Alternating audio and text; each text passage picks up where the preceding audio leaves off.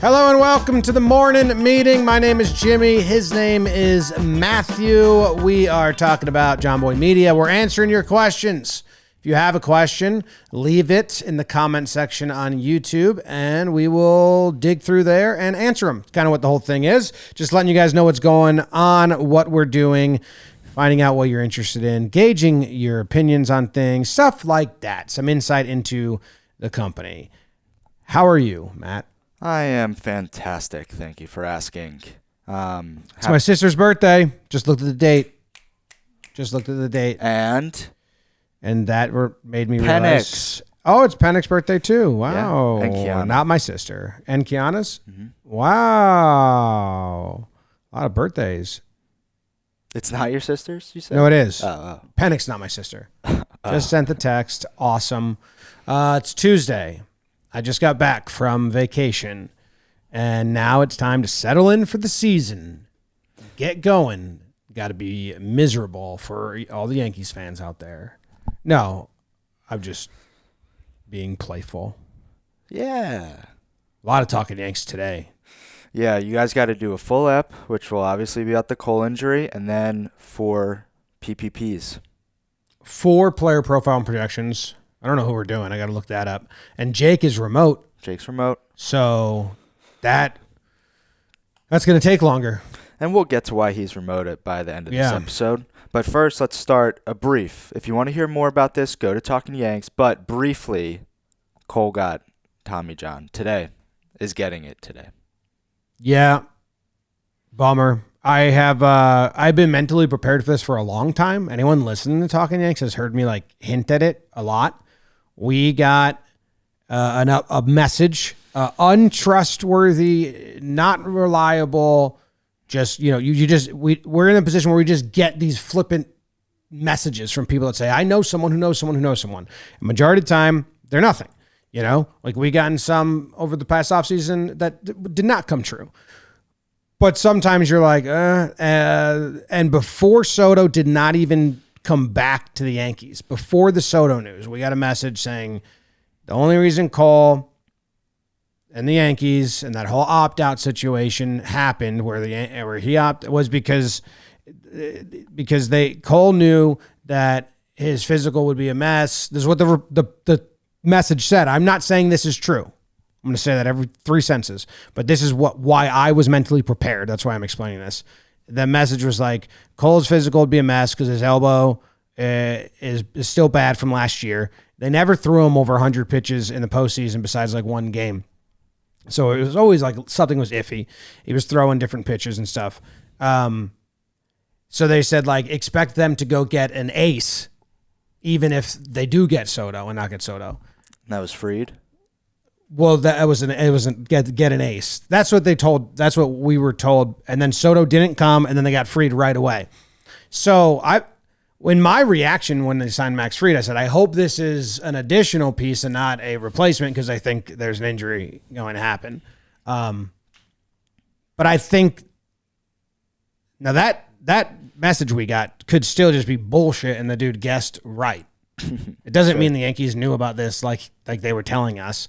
But me, mentally, you tell me something bad's going to happen, I am going to prepare for the worst. That's how I live. I think Jake doesn't live like that. Not a lot of people do. I will always prepare for the worst and then be happy if it's better. So when that hit, because we got some DMs before it got public, and I was like, yeah, okay, damn. And it sucks. It sucks on a lot of levels.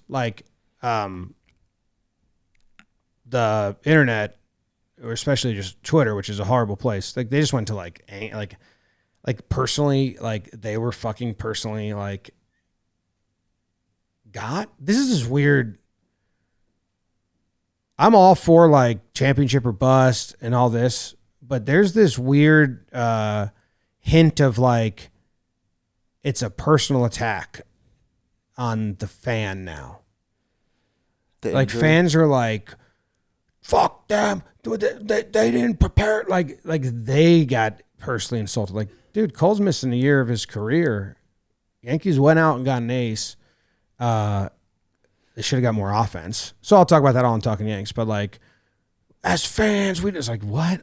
It's just a really weird, mean-spirited, like angry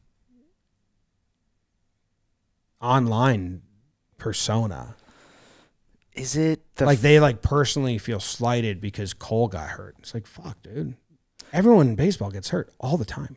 Is this the first big injury like this? I mean, the Judge toe stuff and some Judge other was out Judge for the stuff, year. But maybe I'm trying to rationalize. You know, like, is this the first time that this Twitter younger demographic has seen an injury? They're just angry, and it's not everywhere. We can post this. It's just Twitter. It used to be Instagram was very, very angry when I started, and I was running all the socials. And Twitter was very fun, and Instagram was very angry. I would be like, I'm not going in Instagram comments, and it's completely flipped now. Right. Where like Instagram is in the joke with you, having fun with you, and Twitter has no sense of humor at all. Like they can't pick up on anything, majority of it, or they just infer it as negative. Anyway, that's the Cole injury. It sucks for the Yankees. I got in here early today because I wanted to prepare for the Talkin Yanks episode because I wanted to have some stats and data to back up just talking about the Yankees.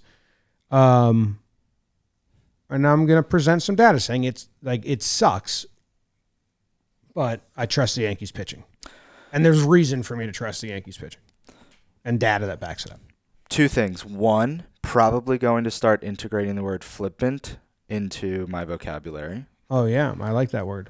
And number two, where were you? Were you watching fireworks when it came out more officially?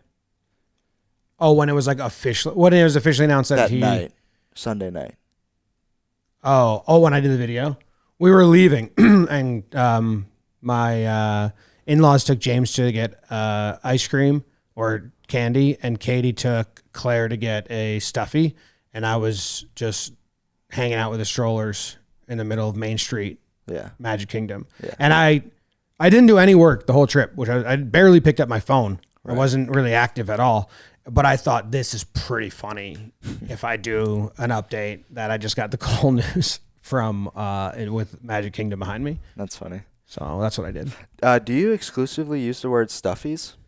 That is no, I've never used that before Claire, but maybe Katie put it into my like stuffed animals. Yeah, say stuffies. Most of her stuffed animals are bunnies. I would have never said it. Anyone that is like stuffies, what? You're correct. It's not common, I don't think. No, I thought it was like a PETA, like stop saying stuffed animals. Oh, really? Stuffies. I just Googled stuffies and it does come up. She loves plush stuff. Yeah. Mostly bunnies. So we got her a Mickey Mouse in a bunny costume. Oh, nice. And she go, Mickey bunny? It's good. Purple bunny, small bunny, blanket bunny, Mickey bunny, Stitch. She has Stitch now. Nice. Yeah, it's good. How was the trip? What did you do? Oh, wouldn't you like to know? Matty's a Disney enthusiast. The trip was good. It was tiring. Claire hogs me on these trips because James usually needs all the play time because James doesn't know how to play by himself and it's constant play. So when we're just home, like Claire's around and I'm hanging out. But his grandma and grandpa were there, so they like played with James. Claire wouldn't let anyone else hold her, and she wouldn't go in the stroller. So for 3 days, I just had Claire on my chest. So we were like nose to nose, which is very tiring. My back and my arms are sore. But I spent like 3 days nose to nose with Claire, and that was very cute and fun. Nice. And she was like sleeping on me and having fun. So that was really nice. We went to Magic Kingdom. Then the second day did Animal Kingdom. Mm-hmm. And then the third day went Magic Kingdom. The first day we did Magic Kingdom from like 8 to 11 and then went home, napped, then went back at night. Sure. Then second day Animal Kingdom, then came home early for nap time because the last time we went, we just tried to power through nap time, and it's just terrible. Just ruins everything. So it feels kind of like you're short especially some rides. Like time management at Disney is pretty interesting because rides really aren't worth it when you actually crunch the time management unless you have Fast Pass or whatever, or Sure. you have no lines. So then we did Animal Kingdom. We did a breakfast, character breakfast. That eats up time. Like when you're only going in 4-hour stints. Okay, character breakfast, 1 hour. That's a lot of time. And then we did, I don't know what else we did at Animal Kingdom. We did the Bugs Life thing. James got really scared. He had to leave. Claire didn't get that scared. And then just saw the animals and shit. We didn't do much in Animal Kingdom because the safari was like a 50-minute ride. And then we went and did the pool. And then the third day was the best day. It was long, but we woke up, went to the pool, and James spent like 4 hours straight in the pool. Maybe 3 hours straight in the pool, like straight up. Mm-hmm. We were rotating adults with him. Right. And then he skipped nap, Claire napped, went to Magic Kingdom for like 4 o'clock to 9 o'clock, which is the best way to do it. Magic Kingdom from noon to 3, I don't want to be there. Crowded And hot and gross. Yeah. So when we went back at 4, we were just crushing short lines. Did what are all the rides they like? Small World. Yeah, we did it the first day. We did Little Mermaid, and then we met characters, and then we did Dumbo 3 times, I think, or twice. 0 line. Then did Buzz Lightyear, Space Ranger thing. Yep. James did that twice. We went on the People Mover with Claire because that's a little calmer and she can sit. We were just crushing it. And then Jungle Cruise, it was said 30-minute wait, and they wanted to go on it. And that line is like before we got Science of Lines. Okay. Science of Line. Yeah. Sure. Like all the other lines, Pirates, they kind of like go in and out of caverns, so you get like fresh air, dark air. Right. That was the old school Six Flags, just zigzag snake, just still crowded, hot. I didn't last because I was holding Claire, so I did like 30 minutes on that line. I was like, I'm fucking out of here. I'm not doing this. So I just left with Claire and walked around Pirates. They stayed. That was like an hour and a half of our 4 hours. So we were cruising, doing so much stuff, and then all of a sudden I'm like, wow, that stunk. That ate up all our time. We went to get dinner after that, and then it was 8 p.m. Like, holy smokes. Yeah. Then we did Haunted Mansion because Katie really wanted to do that. I don't know why. It's a really funny picture that Katie wouldn't want me to post, but I'll show you. It's of, she loves it because Katie loves that shit. And it's me looking at her lovingly, but being like, you love this? Like me looking at Katie being like, this is it? Sure. This is what you're into? And her just loving it. But she wouldn't want me to post that because I know. That's funny. Yeah. Then we watched fireworks and left. Nice. Yeah, it was good. The water park's fun. There's a splash pad and a slide, and James could go down that. That was pretty good. And then, Claire was just on my chest the entire time. Nice. Which was cool. Glad Little Mermaid worked out. Did that 3 times. That's a hack because it's in the back of the park. Nobody knows it's there, and the line is never longer than 5 minutes. Well, I know what I became obsessed with? Ride. There, that's Claire on my shoulders. Nice. I can send that to you, Rob. That's she never is like cuddly like that. James is our cuddle, so it was really cool. You know what I got obsessed with doing because I'm a nerd. Every time we were on the ride, I pulled up the Google Maps to see where we actually were. What do you mean? Because you know how it's all facades. Elaborate. Like when you go on Pirates of the Caribbean, sure, you're in that boat. You're like, where the fuck are we? Like, this is a huge map of going around. So I would pull up Google Maps and just look at my tracker, sure, and see where I was. And you saw warehouses. Yeah. Which I was always curious. Like when you go on It's a Small World, I'm like, where are we? It's just a giant warehouse. They just do such a good job of hiding it. Right. So every ride we went on, I did that. Nice. It's pretty wild when you look at it. Like Haunted Mansion and It's a Small World are just 2 warehouses like right next to each other. Yeah, that's funny. to see. So it like that seeing way. my blue dot just like go snake through this warehouse, because that's the course of It's a Small World. And Pirates of the Caribbean is 2 warehouses. Oh, really? Yeah. It feels it. It's big. Yeah. That's the one I was like, where the fuck are we? You see, that's 2 warehouses. The whole map is down there with the water and stuff. Interesting. And there's like an alleyway. So every ride we went on, I was like, where are we actually? You just don't think that. Right. Because they do a good job hiding that. It's a Small World. I did that the last time we went, of like, let me look beyond the things they put in front of your face and like look at the ceiling, and it's just like painted navy blue, so it like blends in. Yes. It's all just warehouses. It's kind of cool. Let's transition, because I don't want this to take all the way up till 10. We also did the race cars. That's my favorite thing. Ooh, the one with the track, the thing in the middle. Yeah. It's like you hit the middle. Like if you turn the wheel, it just hits the I don't think middle. the turning even works. Oh, maybe they changed it. It's because for kids are supposed to drive. Yeah. Yeah. I mean, I would never go on it without a kid. Sure. I wouldn't do any amusement park without kids. Okay. Because Agree to disagree. Yeah, I find that we disagree there. Yeah. But like my amusement comes from watching the kids enjoy it. Otherwise, it's lines and people. Yeah. Get me out of here. Yeah.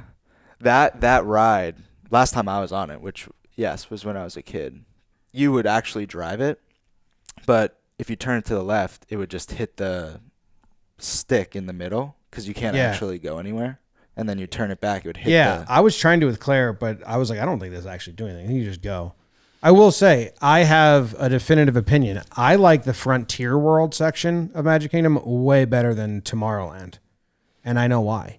There's more shade. And the ground isn't bright white. It's orange. So you can't see the garbage, because it kind of blends in Frontier World, because it's supposed to be rustic and old. And the hallways, the walkways are smaller, so there's more shade.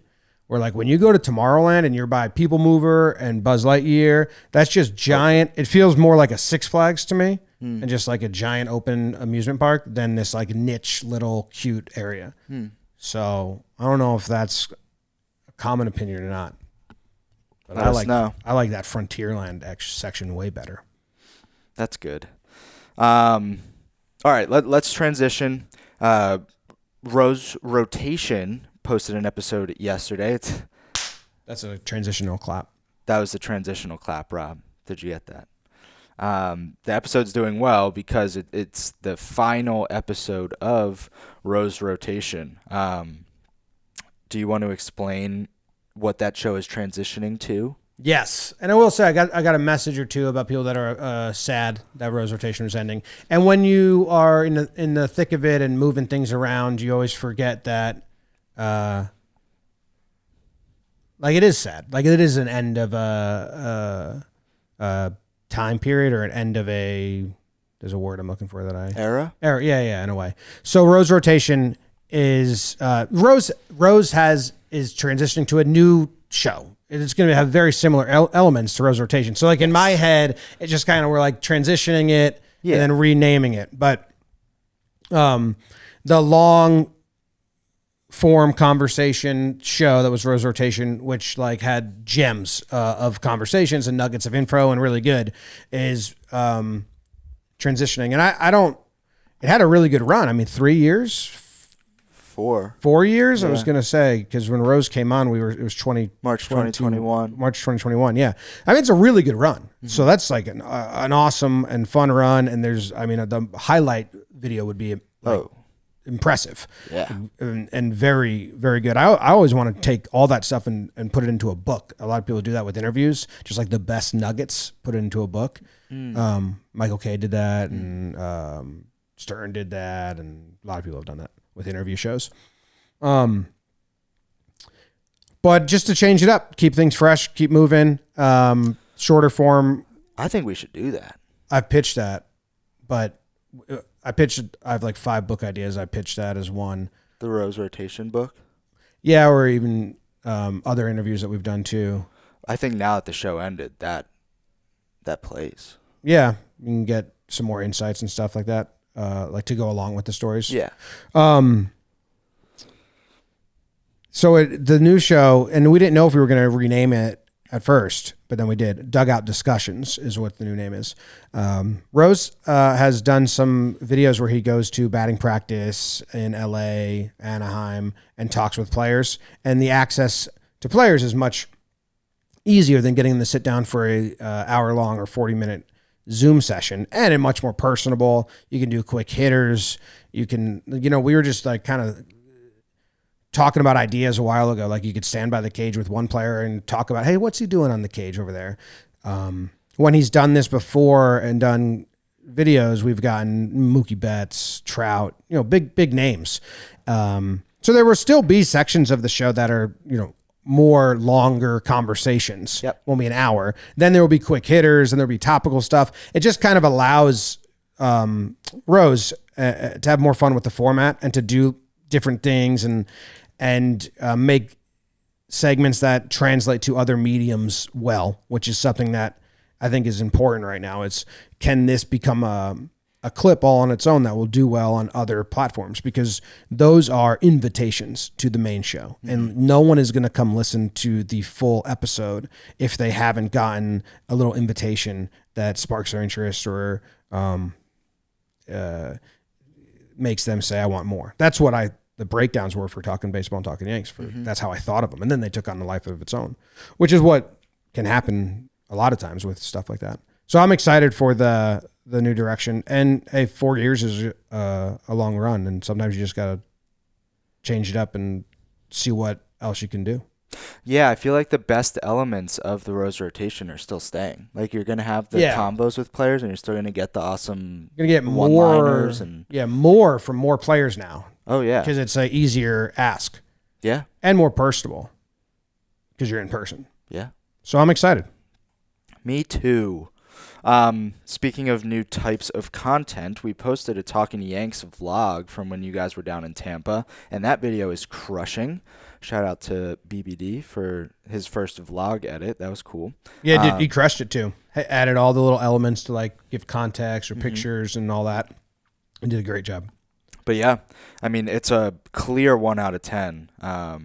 Almost double the amount of views that the 2 out of 10 has. So. Blurp, blurp.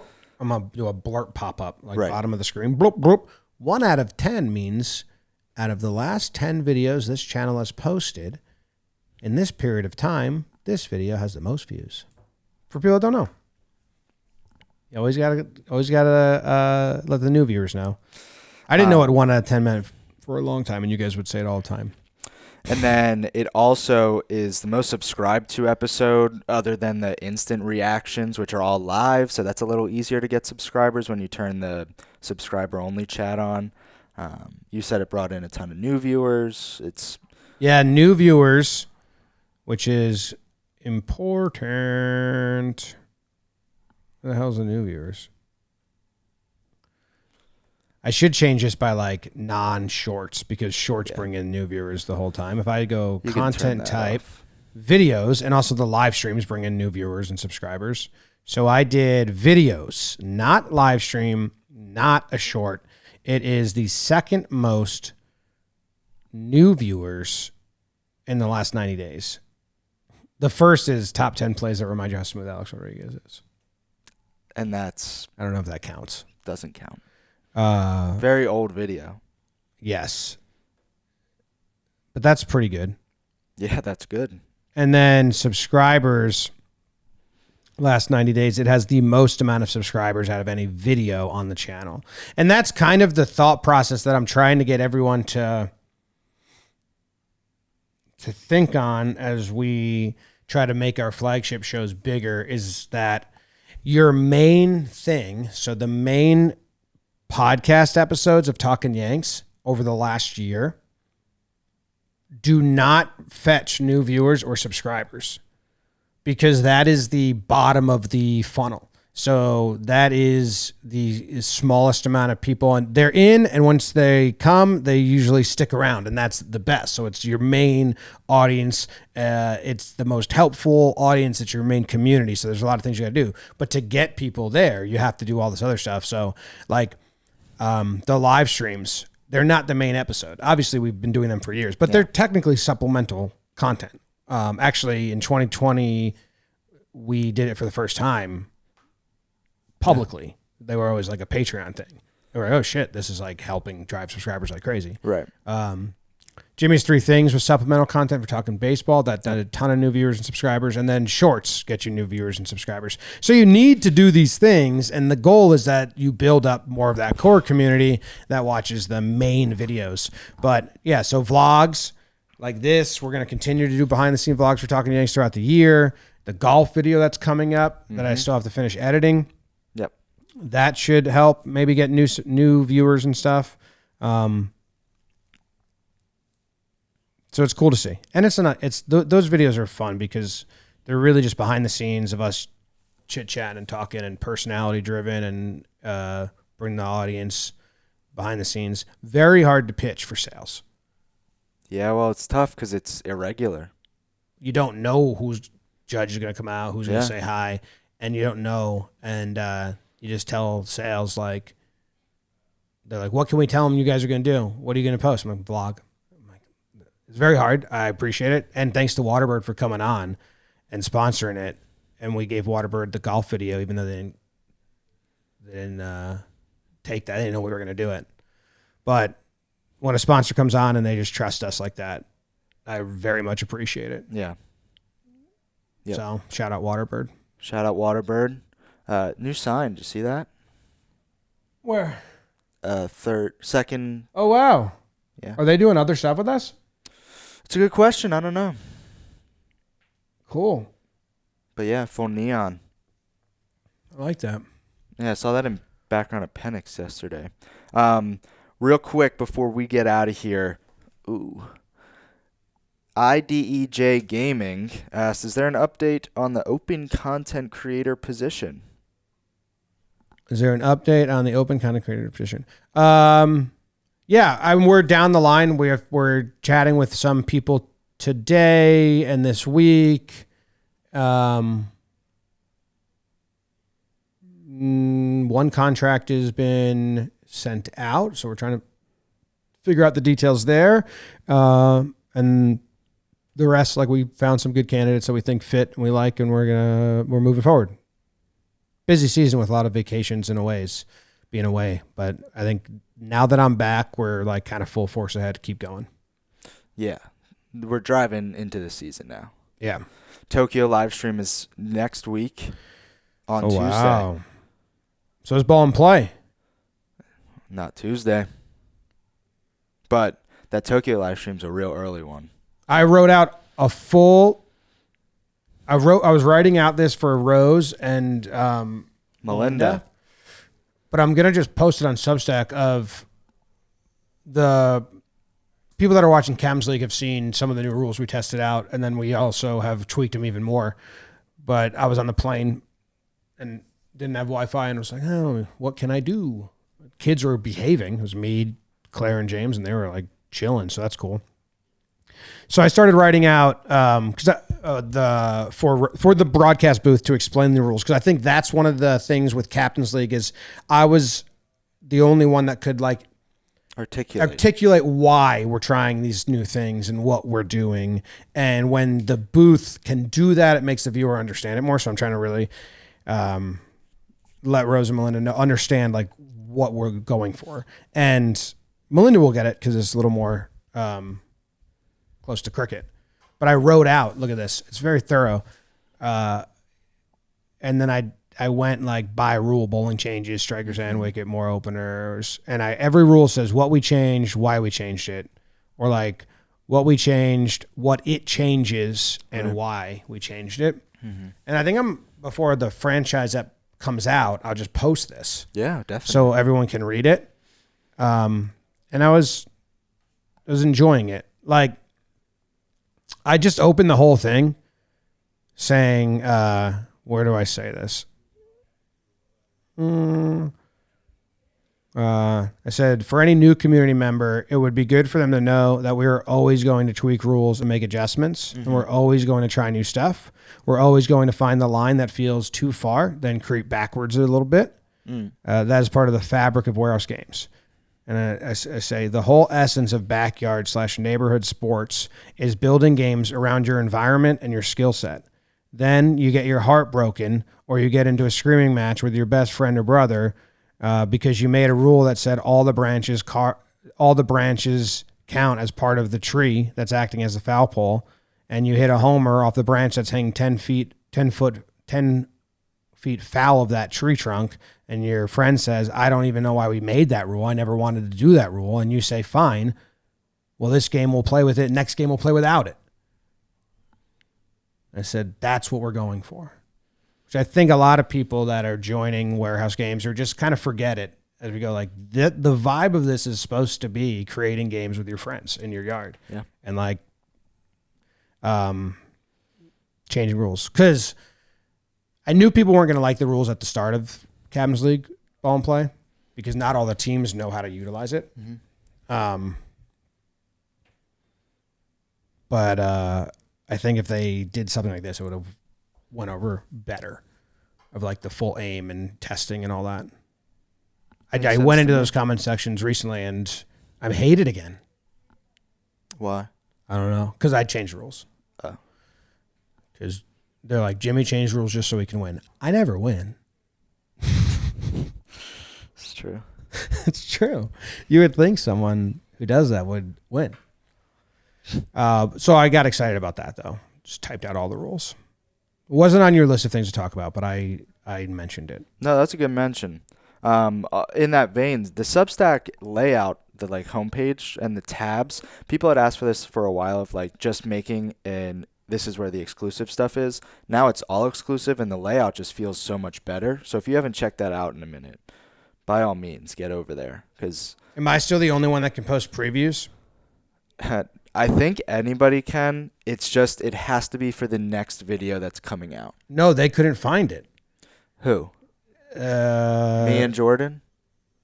Taylor and Amanda were asking, and Jordan. It has to be on mobile, and it's for the next video coming out. I'm almost positive. Oh, they were able to get there? Because they kept telling me, screenshot your phone. Let me see how you're doing it. But now I don't have one. See, I lost it. I don't know. I was posting those previews on my Instagram. It was awesome. So Substack makes them for every video. It's just about how can we access them. Yeah. Okay. I've been on vacation. How have things been going with Substack? You tell me. Substack, we've been uploading every day. The Joe's videos are my favorites. I was watching those a good amount. Let me pull it up. Joe's reacting to stuff? Yeah. Joe's reacted to when he pulled his hamstring. Today, the video that went out while we were doing the ep, Joe's reacted to Jake's Talkin Baseball holiday CD. That's a personal fave. And Pennick is doing his Watch and Dance Moms. We're on episode 2 of 4 of Dance Moms season 3 finale that Pennick's watching. Saw a lot of little JoJo's at Disney. A little dance team. They were there. They had fake long braids. 8-year-old girls. They look like JoJo Siwa.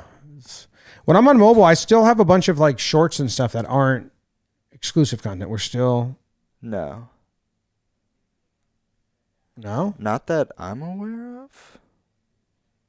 Maybe it didn't refresh. Unless it's like a non-chronological feed and it's feeding you old stuff. This says it's from February 7th, so yeah. I'm guessing that's before that. Yeah. Why don't things do chronological? I think it just hasn't updated. What the shit? Well, check out Substack if you have. What's going on? If this isn't convincing you. Oh, maybe I'm not exclusive. You're not exclusive? Maybe I'm not paying. Yeah, I thought all of us got it for free. Take my phone and tell me what's happening. I don't have the app. All right, so on to Substack right now. Oh, yeah. If you haven't heard, if you didn't listen to the last couple episodes, 10 o'clock every morning or 9 o'clock every morning? Is it 9 or 10? 9. 9. There's like a longer video that's just for Substack exclusive. Our creators are testing out new formats or reacting to old videos, kind of like the JM Vault or doing challenges. If you guys suggest things, let us know. We got Jack's, and then at 3 p.m. there's like a impromptu behind the scenes of that day going on. So, Jimmy protecting his computer from Kevin. I didn't know that went on, but that's cool because they should be that's truly behind the scenes. Jack's blitzball pitches grip reveal. Here you go. So this is every post. Just from Jomboy Media. All right, so that's cool. If you go on the desktop or whatever, and it has all these sections at the top. So JJTV Watching is you and Jake. JM Extras is those 9 a.m. videos. Okay. Behind the Scenes is the 3 o'clock, and then Warehouse has its own section of exclusive Warehouse stuff. Some articles, press conferences. You'll post the rules stuff there, stuff like that. Oh, this is fun for people that do love behind the scenes looks and being part of like the madness. And it's only going to get more fun when the season starts. People are here. Yeah. Just like that old school raw behind the scenes look. And then you also get a bunch of other perks as well when you do this.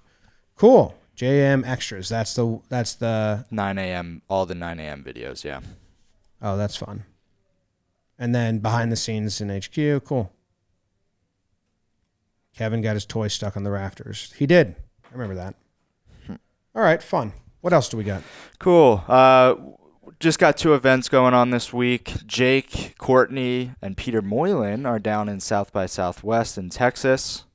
Jake and Peter doing a live Talkin baseball. Yeah, this is cool. So Sportico has a setup at South by Southwest. We have like a setup and I don't know if we had a booth. I think it got taken from us. I don't know. Not taken from us. Whatever. We might have not had it anywhere. But Courtney is on talking on a panel as like the business side, and then Jake will be doing a show with Moylan, like a Talkin baseball segment. So that's very cool to have representation there. Like let's see, who else is going to be there with Courtney? CEO of Dude Perfect, Men in Blazers, Cameron Hayward, Andy Roddick. Wow. Oh, Michael Klein. Friendly with Michael. That's cool. Jay Gruden, Colt McCoy will be there doing a show. And sure. That's awesome. So, yes. So that's why Jake's out of town and Courtney's out of town. Busy times. But that's cool that we're invited and part of that. There's actually some stats recently that we got that I want to share, but I don't know if I can yet. Okay. Remind me about that. And then Jolly has trivia. Yeah, Jolly's doing a trivia with the Mets. They're doing a pop-up in New York City called Mets House NYC. Isn't it like a 3-month pop-up or something like that? Oh, is it? I think so. I'm not sure. Well, regardless, this Friday, June 14th, 5 to 6 p.m., Jolly is hosting trivia at the pop-up in Union Square. So if you're in New York City and looking for a little fun Friday, go support Jolly. That's awesome. Okay, leave a comment for next time. And I will say, as the season gets going, I am really trying to lessen my plate. I think I talked about this last week. So mornings will become, 20 minutes, 30. They will be what they are because I think it's very important to keep up a dialogue with the community and with you guys and answer questions. And you guys have already like asked some questions, which then say, oh yeah, sorry, forgot to tell you guys about this. So like it's very important to me to keep doing this. If I have a crazy busy week, then I'm going to have to push it. Just letting you guys know, being upfront about that, because I'm dedicating as much time as I can to Talkin Yanks, Warehouse games, and then main channel stuff. So breakdowns, things you missed. So JJTV and Morning will become, I have to figure out a way to not have them block other stuff because we're also trying to get more guests in the office. And my goal is to find a schedule that allows me to enjoy fully what I'm doing this summer. which hasn't been the case for the last couple of years. Like, there's always been a stress in the calendar. So that is my goal, which I'm pretty getting more like selfish about it as I can. Like I go into my calendar now and I'm just like, nope, can't do that. Nope, can't do that. Nope, can't do that unless I do this. So it's hard for me to do that because I just like doing everything. But just letting people know there might be times we miss, or it's a different format, or someone else, or whatever. But do my best. All right, got to go talk Yanks now. Bye. Bye.